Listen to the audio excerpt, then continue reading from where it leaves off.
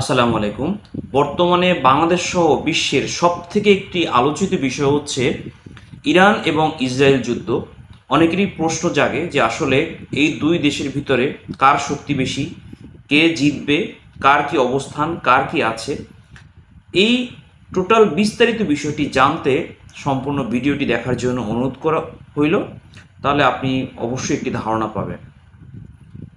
প্রথমেই আপনাদেরকে যদি একটু বলে রাখি, বিশ্বের যে শক্তিধর রাষ্ট্রের তালিকা আছে, অর্থাৎ টোটাল বিশ্বে প্রথম কাতারের যে 20টি শক্তিধর রাষ্ট্র আছে, এই দুটি রাষ্ট্রই এই তালিকাতে আছেন। অর্থাৎ বুঝতেই পারছেন যে বিশ্বের 20টি শক্তিধর রাষ্ট্র কেমন এবং তাদের কি পরিমাণ শক্তি থাকতে পারে।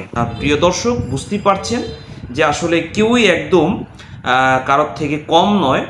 আমি এ ব্যাপারে ডিটেলস আলোচনা করব যে আসলে যুদ্ধ লেগে গেলে বা আসলে পরিস্থিতি কোন দিকে যেতে পারে এবং তার কার কি অবস্থা হবে, কার কত সৈন্য সংখ্যা আছে, কার কি আছে, এটা জানতে পারবেন টোটাল ভিডিওতে।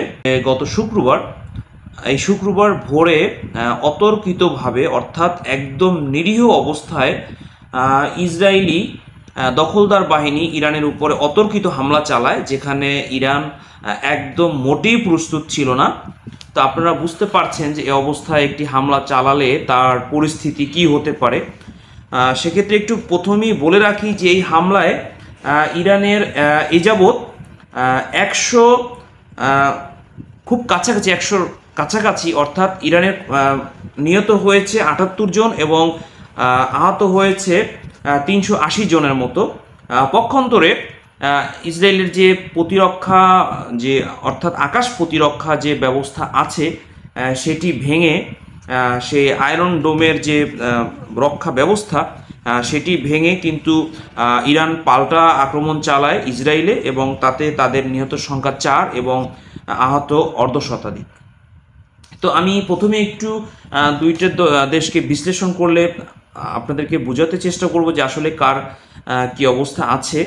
প্রথমে যদি আমি একটু বলি, তাহলে যদি আমি সেনা সংখ্যায় যাই, তাহলে ইরানের সেনা সংখ্যা আছে 6,10,000। পক্ষান্তরে ইসরায়েলের সেনা সংখ্যা আছে 1,69,000 মাত্র, অর্থাৎ কয়েক গুণ বেশি আছে ইরানের।